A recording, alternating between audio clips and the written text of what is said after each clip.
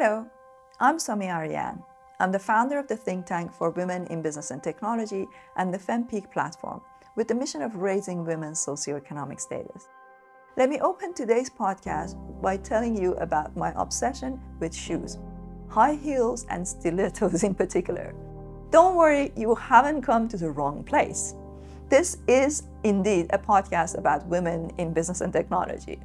Bear with me, as it will all make sense when I introduce you to our guest today, Justine Southall, who was until recently the director of Marie Claire magazine and also served as the MD of Cosmopolitan magazine before that. I've often been baffled by why I love the look of high heels when I feel so uncomfortable with them, and the psychology of this man-made creation, excuse the pun. Justine and I start from the heels, but then we make our way up to the different social and cultural norms and structures that impact women. Justine became a very dear friend of mine since she appeared in my 2018 documentary, The Millennial Disruption. We always have super interesting debates and don't always agree, but that's what makes our friendship all the more interesting. And I'm delighted to share one of our conversations with you on this podcast. When I see you going into a meeting, I've noticed many times that you were wearing your trainers coming to the place, and then you would arrive and you would change into your high heels. Oh yeah. Yeah, your Louboutins. Oh yeah. Tell me, why was it that you felt the need? See, now this is coming from somebody who loves heels, right? I love heels, but I want to hear from you. Why was it that you felt the need, or maybe not the need, but why was it that you cared about changing into heels? I've seen many times, actually, I've been in conferences where women, come in flat shoes, and then when they're about to go on stage, they change into heels. So where does that come from? Because I always think that there's something about heels that makes me, on the one hand, I really like the look of them. And I think, but then I ask myself, why is it that I like the look of it? Is it because there's something intrinsically beautiful in it, or is it because of some association with, being desirable and looking sexy and all that stuff? So, because in reality, wearing them is very uncomfortable. That's why you would wear, something like more comfortable shoes, and then you arrive and change. Yeah. So, would you say that in maybe many cases that women feel the need to change into something that may make them uncomfortable, to look a certain way, or so tell me about the psychology of the heels. So I think it's more than just the heels. I mean, if you look at female fashion, over, many hundreds of years, a lot of female fashion, things that have been designed for women, are incredibly uncomfortable to wear. Corsets, or the kind of extreme end of it. Women couldn't eat, they could barely breathe, they used to pass out. I mean, it was like, there's some pretty extreme kind of versions of this for women, and there have been some pretty extreme male fashions as well, but they don't generally have the same levels of discomfort that female fashion has. And a lot of that is around creating, I think, a kind of, almost like a caricature of the female form. So, whether that is, a great big sort of, padded push me up, stick 'em out bra, or actually implants now, or whether that is, something that nips your waist in, now with all the kind of stuff around hips and bums and having a great booty, there's like, it's about this sort of almost like this exaggerated form. Now, the thing that a heel does, so these are kind of two separate things. The thing that a heel does, if you take that particular line, is that, it creates a different gait, doesn't it? If you can wear heels and do wear heels, it makes you stand differently. There is certainly, I know when I'm also very little, so a pair of heels makes me physically bigger, and more visible, less like a child, and you sort of present yourself differently. Now, is that because we as women want, we enjoy that and we like that sensation? Is that because, it's something that we've been kind of exposed to and taught to, use to our benefit, or, we've been kind of marketed to over, who knows? But undoubtedly, female footwear, the kind of stuff we're talking about is, it's a hell of a lot more uncomfortable than men. Men, wouldn't consider wearing something that, is excruciatingly difficult to walk in and gives them blisters and makes their arches hurt. But that comes with, I think, all the historical kind of expectations around how women look and how they dress. And I don't think you need, but I also don't think we need to unravel it to that degree. Whether you wear heels or not, whether you choose to look sexy, whether you wear a suit or whether you wear masculine clothes, incredibly feminine clothes, I don't really care about that, because that's a choice. That's a sartorial choice. Some of it's societal. A lot of it is just fashion's fabulous, clothes are wonderful. However you feel you want to look to make you feel at your best and most confident, then I just say go for it, whatever that is. You've got extreme examples. I mean, God knows, look at Dolly Parton over in America, doing what she's doing. I mean, she's an incredible campaigner, but I mean, she couldn't be more archetypally sort of feminine, and in everything about her is the antithesis of a woman trying to present as a man, if you like, in a masculine way, and having that sort of very clear definition of power. But she still, she has the money and the position to make an enormous amount of change. I think if you are a woman and you are in a very male-dominated business or roles like political roles, then you have to be mindful of the way that you present yourself to give yourself the best chance of absolutely creating trust and credibility and authority, and you don't find wrongly that the way you dress undermines that expression of who you are. So, again, when you look at what, the Biden-Harris campaign, and you look at the way that Kamala presents herself, she always looks incredibly feminine, gorgeous. She looks, fabulous, but she's, been doing the white suits and so there's an element of, yes, I'm kind of putting on this persona that is a classic male persona, but I'm doing it in a very feminine way.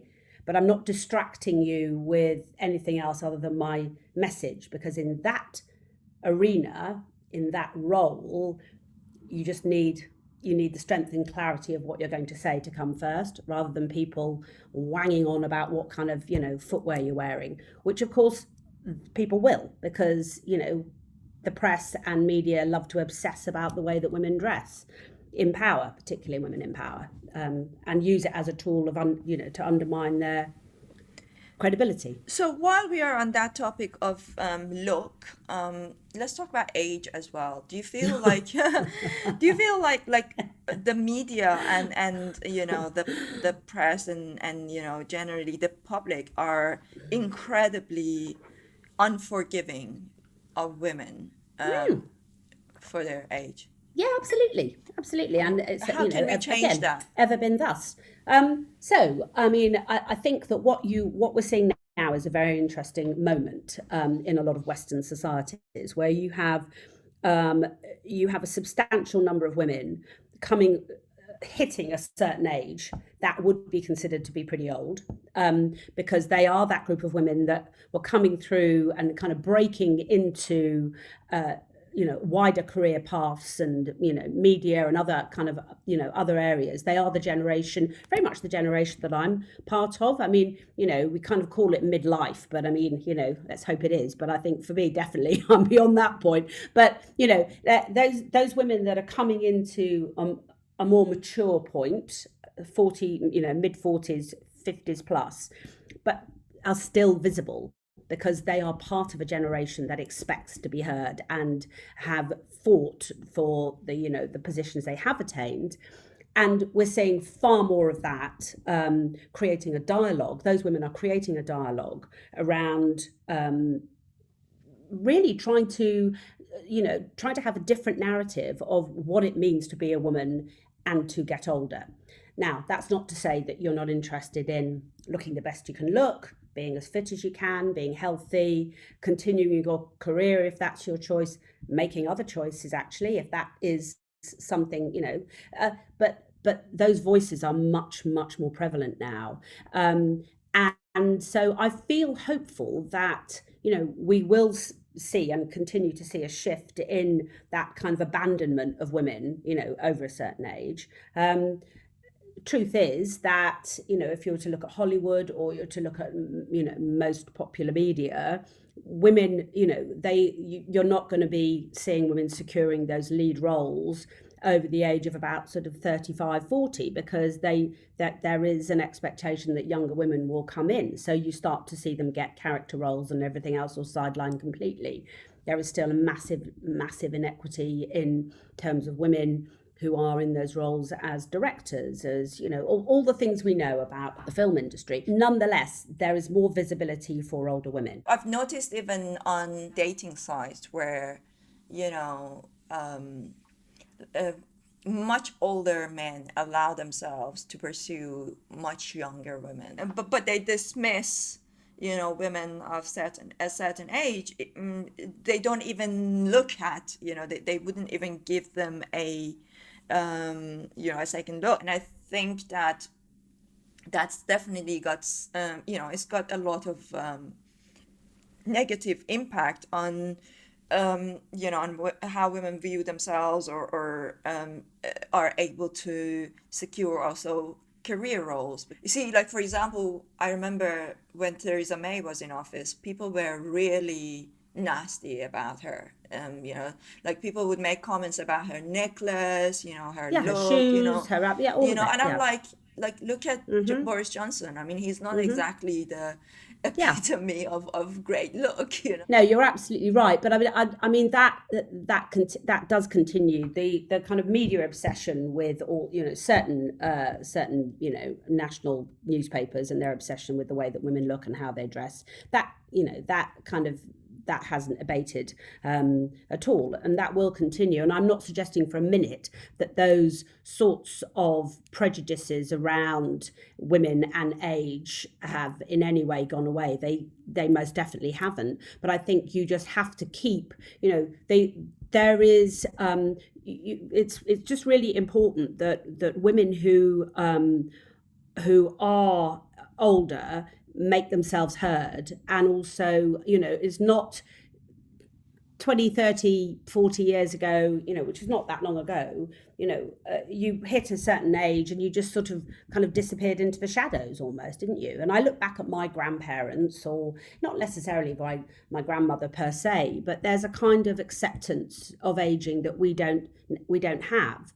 Now, that's partly because they're incredible, surgery and everything else that can keep you looking youthful, but it's not really about looking young. It's about saying, actually, I'm still visible, I'm still here, I'm not going anywhere. I'm not just going to, I'm not going to put on my elasticated beige trousers and head off into the sunset, and actually ageism, whether that's, women, I think, confront it more acutely, but men do confront it too. And, the increase in men having various forms of surgery that help them to continue to look youthful, it's increased exponentially, because we're a culture that follows youth. We're still obsessed with youth and what youth brings, rather than a culture in which wisdom and age and experience and all of those things are more prized. In Eastern cultures, there is more, I think, more recognition of the value of those things. But we, in the West, we've developed a culture where youth is, very much held up as the pinnacle, isn't it? I think it's everywhere. I mean, it's human society. And it's even more so now with the prevalence of, is that the right word? Prevalence of virtual reality, and and 3D characters that look visually like really stunning, but it's like it also puts a lot of pressure on young women. Like, now there are companies in Silicon Valley that are creating virtual reality influencers, and I think it puts a lot of pressure. And because there's so much focus and emphasis on looking a certain way and behaving a certain way, I feel like there just isn't enough headspace for women to be able to go and really focus on intellectual growth and other aspects of human experience because there's just so much pressure on them to present themselves in a certain way. Yeah, I think that's true, but I mean, I'm not sure that's really changed. I think the platforms that we see it on, and maybe the exposure of that is far greater because it's kind of more visible. But actually, that's no different than it's been. And actually, there are plenty of industries or areas where how you look is less important. And we're very much, you're in an industry that is, everything is about, it's all about how you look, how you sound, how because your whole raison d'etre is to create moving images, to create films, to create, and to so that's absolutely at the forefront of kind of your world, really, in the same way that it was in mine through magazines and websites, and then beauty companies that I was involved with. All of it's to do with how you look and how you present yourself to a large extent. There are industries where that is much less important. I think my concern would be that if within other spheres of academia or of research and development or any other areas, that actually the kind of insidious influence of that kind of how you look affects your ability to that's just another blocker for women to get in industries that are already have very low percentages of women in the first place. But I think a lot of this, is it that much worse? Is it? I mean, it's all. I think it's about the exposure to it, and and the all the things that come with what is a kind of incredible obsession with self, really, and how that is very much exaggerated through those social media platforms primarily. That's why I like LinkedIn, because it's by far much better. But even on LinkedIn, sometimes I see things I'm like, okay, that doesn't really belong here. Mm-hmm. But like in general, Yeah. like places Yeah. like Instagram and TikTok, you go in and it's just basically showing lots of the algorithm seems to really put more emphasis on and show more of women training their butt, like Yes. that kind of thing. Yes. How much? I mean, it's just astonishing how much of that stuff is out there, that particular one. Yeah, but why don't I see more images of women who are making impact in science and in like technology, right?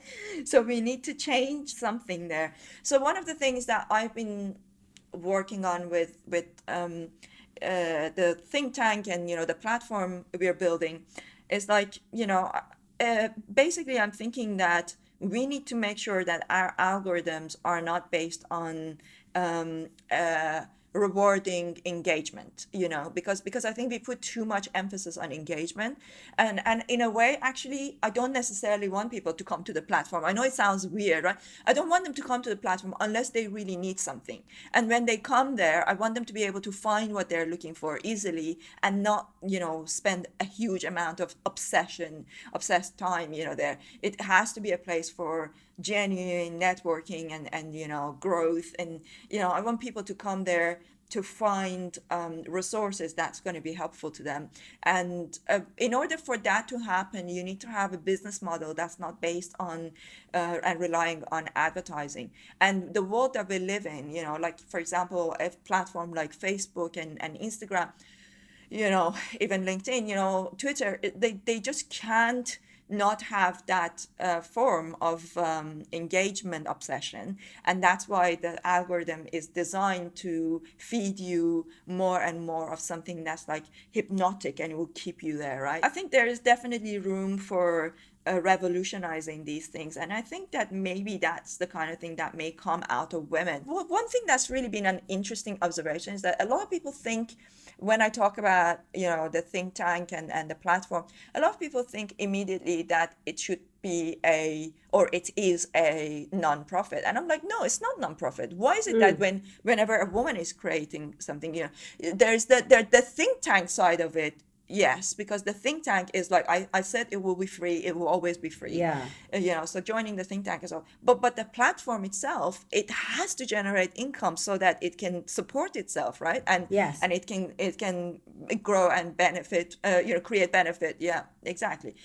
So I think instead of thinking about non-profit, maybe we should think about like business for impact. Well, yes, but also businesses for, sustainable businesses. Looking at the way that women, have been, the expectations around this whole kind of nurturing thing, and that doesn't, men and women are different. We do operate differently. We should celebrate that. That doesn't mean that women can't be as ambitious, as successful, if not more so, in the fields they choose to inhabit. But actually, the means of getting there, certainly in my experience, are different, and the behaviours are different. So what you're saying is actually, let's create a platform in which women's talent can be exposed and expressed in a completely level playing field, if you like, but also let's take those characteristics of being a woman and being female that actually are kind of sidelined into very much into kind of family and relationships and all, but actually let's look at businesses where those kind of characteristics have been really taken on board and the success that they have. And that has been well documented, hasn't it? From the kind of command and control patriarchal kind of way of running a business to a much more inclusive, collaborative, all of those things. I think that there is a difference between the kind of if you like, the mantra and the reality of actually doing it. And that's a whole other conversation. But I totally agree. So how do we make it happen? Well, we make it happen by creating leadership and organisations, both, I think, through a combination of, I'm loosely calling it legislation, but, expectations around inclusion that include women, and actual diversity of the workplace. So that has to include, gender, that has to include race, that has to include all of those things, alongside organisations basically being incentivised to do that and or told they have to. It's going to be a combination of stick and carrot, surely, that but gets also us there. the thing is, like, my motto in life has been never wait for organizations, never wait for the government. Just I go out and I break things and Yeah. make things happen. But a lot of it also comes down to women themselves understanding and supporting when other women start such movements and try to do something like that. Like I've got some comments, some responses to the whole movement from the women saying that, oh, so you're building your business, like you're doing it. And I'm like, how I think sometimes there's no understanding of what it takes. Like, say, for example, each of these conferences has got 18, 12, 13, 14, 15 people on the Yeah. panel, right? The amount of work that goes. I actually have a team here getting paid. Like, I've got 5 people in my team that are working full time. It doesn't just happen. There's money going into it. Yeah, totally. Yeah. And I think the point you're making is that if you were a man launching this in a different context, there wouldn't be a question about whether or not it was going to be, funded or not, or business or not. And actually, there's something about women in kind of endeavouring to challenge societal norms in the way that you are with the platform that can bring that kind of criticism from other women and other men. But I think you just do what you do and you push through, because that is what you do and you will continue to do that. And I guess the point about this is that, it isn't enough just to talk about this. Exactly. What's the point of just having some conferences and nothing happens? We need to have a platform where we can build things, right? And that needs money. But I think that, these things have to go in parallel with other kinds of ways of creating diversity and in creating inclusion and ultimately, equality. Because, we've been talking about this stuff for a very long time. Now, if you think, there was a piece over the weekend about the first female founding partner in the Magic Circle, which is the most kind of prestigious law firms in the UK. Taken 30 years for the first female to be appointed in that level of seniority within that most rarefied group. They're the kind of, that's like meant to be the kind of, the top companies. So you don't get to plough your own furrow in the way that you do, because you have to work within the strictures of those companies. And for those women in those organizations, or, those people from, different ethnic groups, that is incredibly challenging. So I guess alongside what you're doing, I believe that we also have to find other mechanisms for sort of proving the benefits of diversity. Women are 50% of the population, and we're still talking about women 54, as though we're actually 53 or 4 well, or something. there you go. And we're still having this discussion as though women are a minority group. It's like, hang on a minute. This is actually a very. It's just extraordinary, isn't it? Women are always treated as a niche market, but it's like, yeah, if it's a niche market, then it's a huge niche market, yes, right? Yes, yes, exactly. So who is going to tap into that market? I think the best people who should tap into that market are women themselves, because they know the needs of other women and they can create businesses. But I really hope that through maybe these discussions that I can explain to people that you have to back women when they try to build things like this, when they try to create infrastructures to help other women. Otherwise, if we expect women's endeavors to be non-profit, we are never going to make the kind of impact that's going to be able to compete. So there's so much I can talk to you about forever, and I'm sure we'll have you again. But let's talk about COVID, because people are like, okay, with COVID, people working from home, so that should technically maybe benefit women, and the flexible working is more acceptable. But you were mentioning to me before we started recording that actually this is having a negative impact on women. So tell me about that. Well, I think it's not as simple as it may sound. So when we did the conference, and one of the things that I talked about was really part of, this is an ongoing campaign that's been, that people have been talking about for a long time, which is around flexible working. So, being able to work flexibly, primarily as a result of having children, because has always been viewed very much as a kind of women's issue. It's a female issue, it's women's issue. It isn't a female issue, it isn't a women's issue, it's a family issue, or it's a societal issue. It's much, much more than just kind of pigeonholing it again as a minority issue, given that it's 50% of the population. But actually, and that there are people. I mean, Anna Whitehouse, who has a website and also has her own platform as Mother Pucker.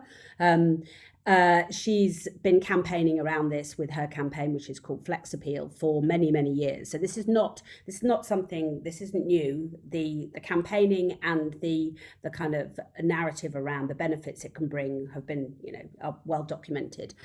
I guess my hope was within the COVID period, one of the benefits of that could be that for a lot of organisations that still really resisted this idea of flexible working, flexible could be, working from home, flexible could be actually just working from lots of different locations, agile working, whatever you want to call it.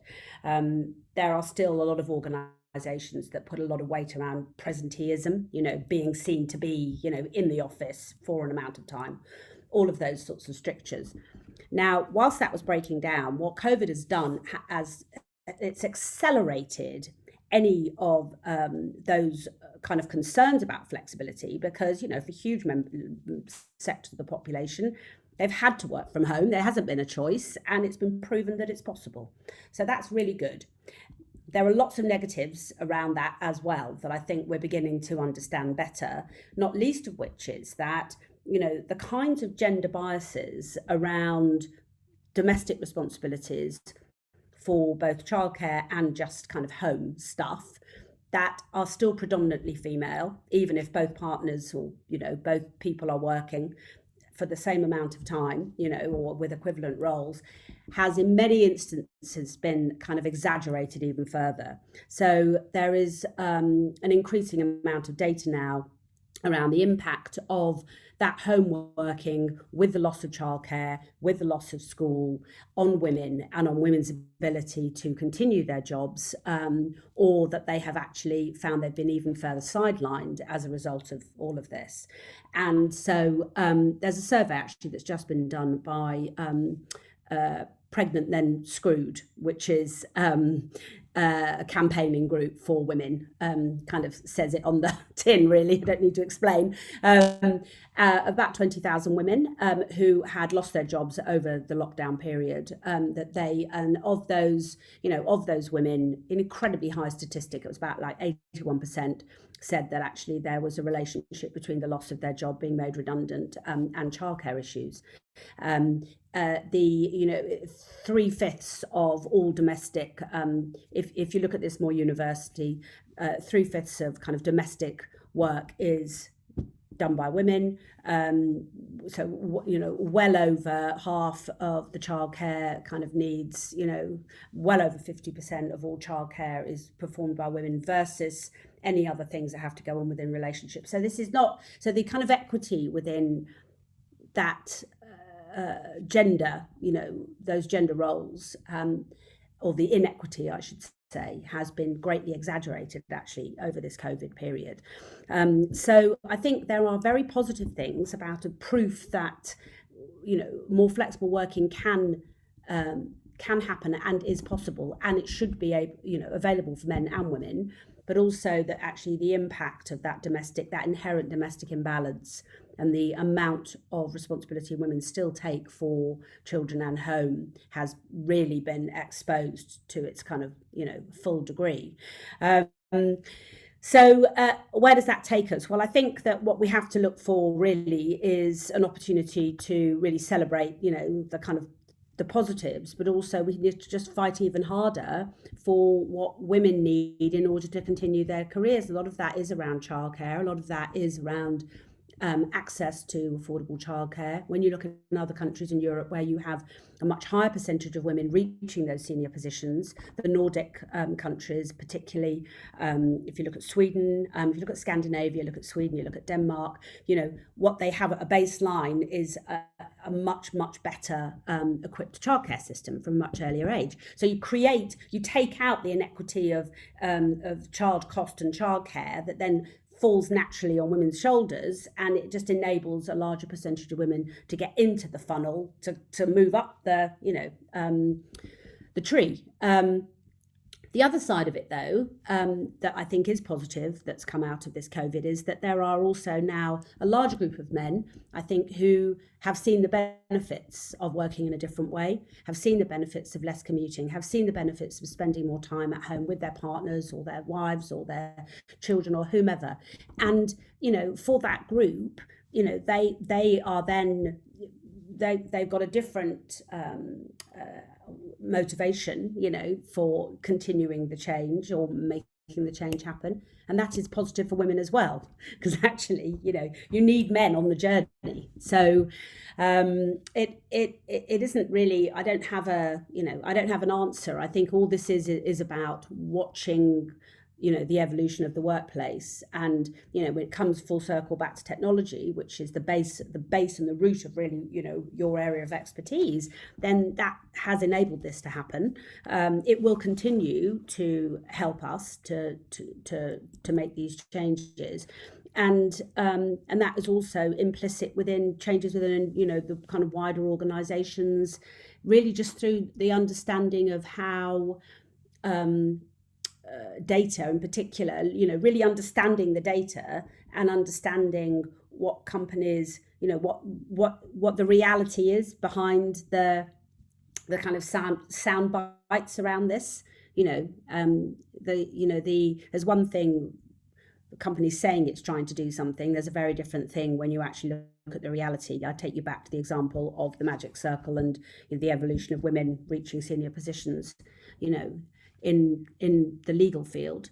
The issue, Justine, is that majority of the roles that are disappearing, tasks that are disappearing, are those of women's, because they've had historically more kind of repetitive tasks, right?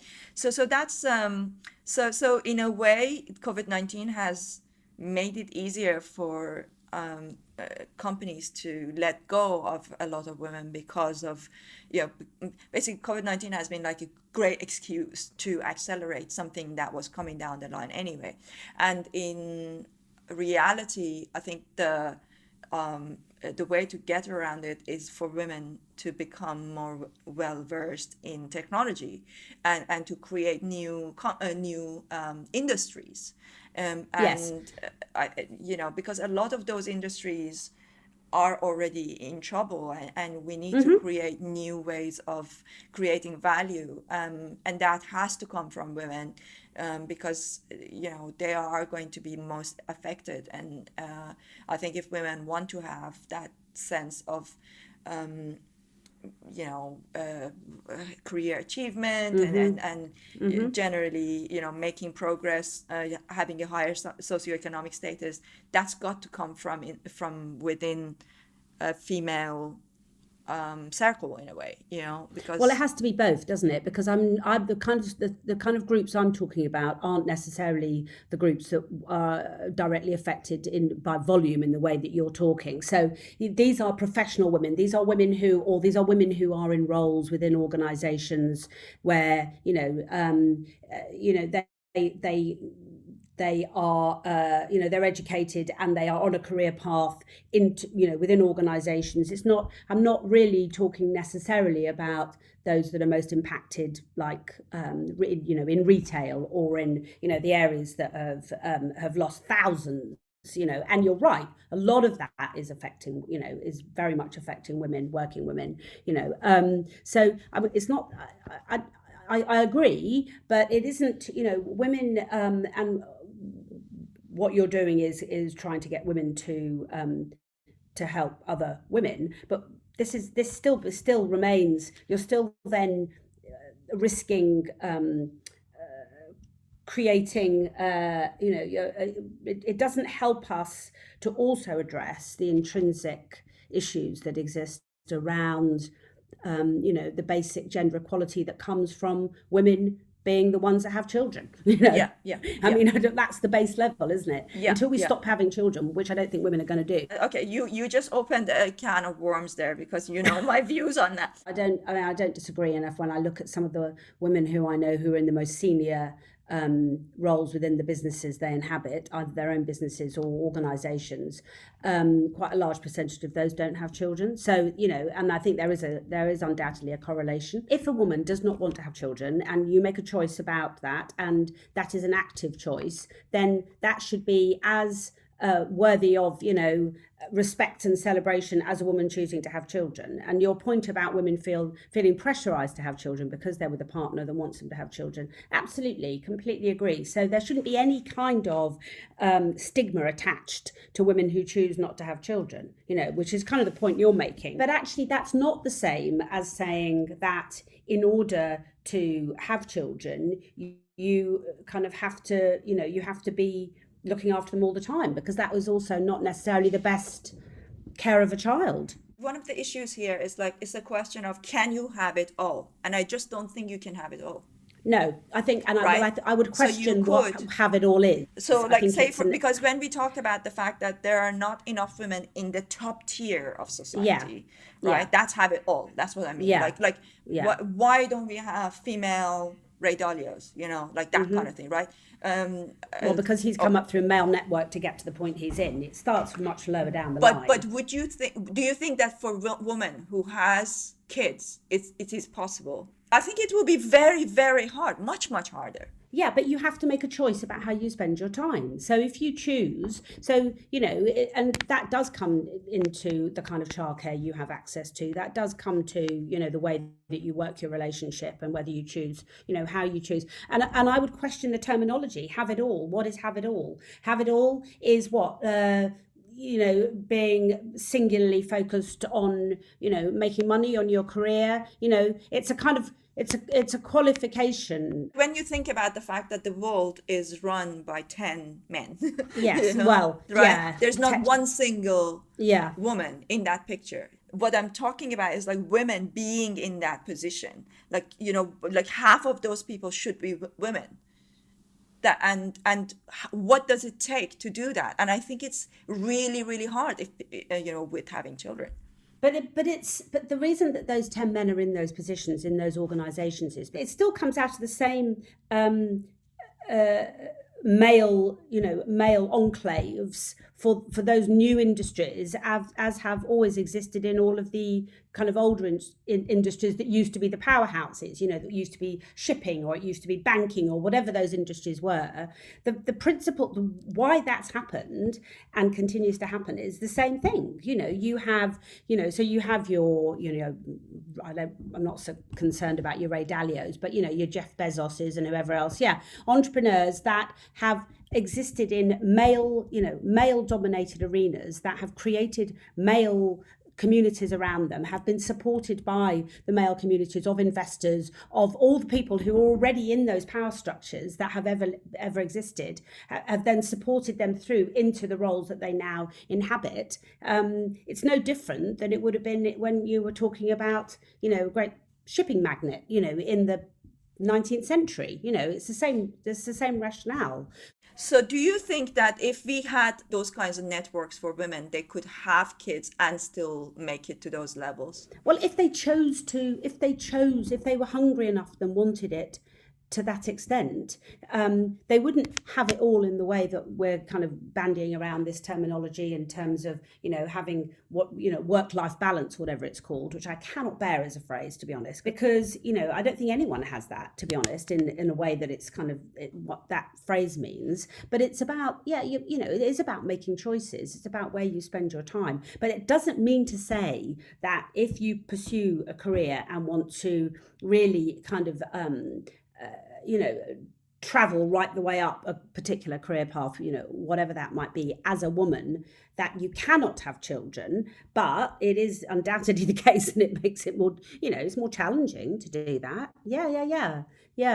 I mean, I'm not fundamentally disagreeing with the point. I just think we have to be very careful about making statements about, what the right and wrong ways of achieving that level of success. Well, as we bring this discussion to an end, all I would say to people listening is that ultimately anything I say here, just take it with a pinch of salt, and think about the fact that first of all, it's just like one person's opinion at a certain, point in time, right?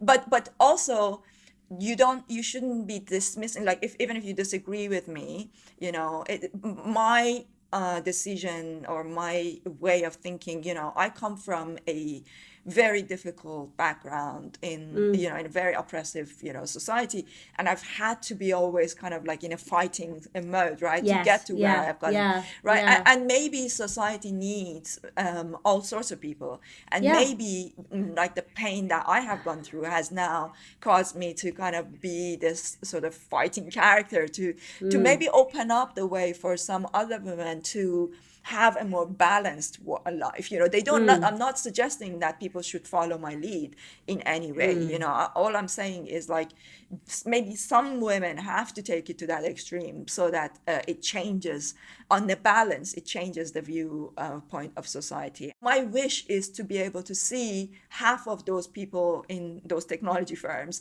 that are building, that are basically running the world, at least half of them to be women, and some of them to be women of color, because I feel like the world is basically run by 10 companies that are male dominated. So well, or basically. certainly male Yeah. dominated. Yeah, no, I don't disagree. And I think the thing is, what you've done, what you've done already, and what you are doing is exceptional. And what I would just say to that point is that we're talking very generalistically. You know, we're not talking about ourselves per se. We're talking kind of very generally about women, with some elements of our personal histories, you know, interspersed in there. And I think that there are exceptional men, and you know, and there are exceptional women, and you are an exceptional woman. You are also a fantastic role model for women, because you are doing something that is really kind of pushing the boundaries of what, you know, what women are capable of. But you're also doing, you know, pushing the boundaries for you know, for a lot of men as well, because you know, so actually that you're an exceptional sort of human. And I know you always go, oh yeah, but that means that other people would say, oh, I can't do it because, you know. I just feel like when we say somebody's exceptional, then it's hard to think of them as a role model, because if they're exceptional, then we think that we can't achieve that, right? So I mean, whereas I don't think I'm exceptional. I just think like I just have, maybe I have exceptional drive. You do, It's just a you drive, but absolutely I'm like, do. I'm not more intelligent, I'm not like more, like I just That's think, exceptional. I That's just still have for me. drive. And I don't know where that drive comes from. Like people always tell me, like, I just don't know where it comes from, it's just there.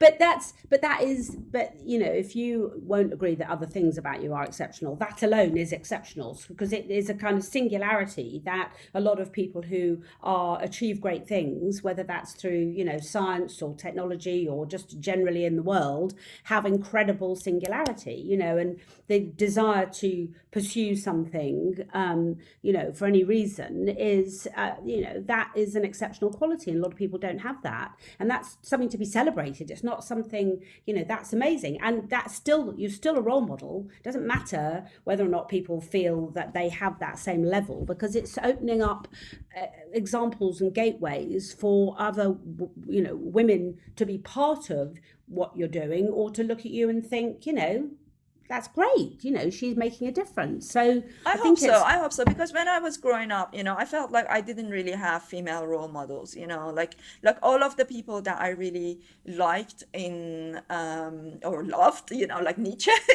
like people who really impacted me in business, in philosophy, science, Carl Sagan, and we talked about Carl Sagan last time. I was talking to you about how his wife is out there and promoting still, and like talking about him with some amazing memories, and trying to keep his memory alive. But I just wish to live in a world where men are doing that for women too. And recently I was listening to a podcast of Lex Friedman, and there was a gentleman who was talking about Ayn Rand, the yeah, female, yeah. yeah, yeah. And I was like, and he was like talking about her philosophy, and and it was the first time maybe that I've heard a man talk about the philosophy of a woman in that sense, in that way. And I was like, we really need more of that, because we talk about the fact that there are not enough role models in history for women, but actually there are. It's just that we don't talk about them. They have been kind of forgotten.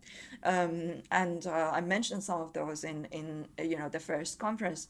So I just really, yeah, I hope that. I mean, one thing I've realized is that when you put yourself out there and you talk about certain things, you cannot control how people react to it. And ultimately, if it makes some people hate me, if it makes some people love me, I can't control that. I have to be true to myself, and I just I know that I have certain level of craziness, and certain flavor of crazy, and there are things that I wouldn't change in any way, about myself, because it's what makes me who I am and makes me Yeah, so driven. exactly. So Why, yeah, yeah, yeah, so yeah. I But I just don't hope think you that should people change. keep an open mind, and take what's good, and anything you disagree, just disagree. But just Yeah, like be kind. But that's the point about having a dialogue, isn't it? That, you know, you can have different points of view. That's what a dialogue is. That's what, you know, and as you said at one point, you know, you can change your mind as well, you know, because that's the point, isn't it? That you don't have to, you know, actually you know, the point is that we're not in an algorithm that's only ever going to serve us the same thing over and over and over and over again. You know, we have the ability to make different choices and listen to different, you know, different inputs, and we have to be really mindful of that and make sure we continue to do it, because the reality of, you know, is that isn't happening out there right now for a lot of people. They're only ever going to get one point of view that just continually reconfirms the thing they believed in the first place, which is, you know, poisonous actually politically. I think that the key is to keep an open mind and not judge someone based on one sentence, you know, or one, Sometimes I say things to just like provoke a reaction. I'm like, let's consider, is it crazy?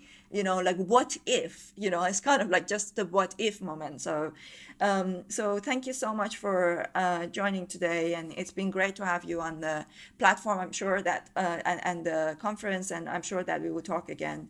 It's always a pleasure talking to you. Yeah, thanks, Somi.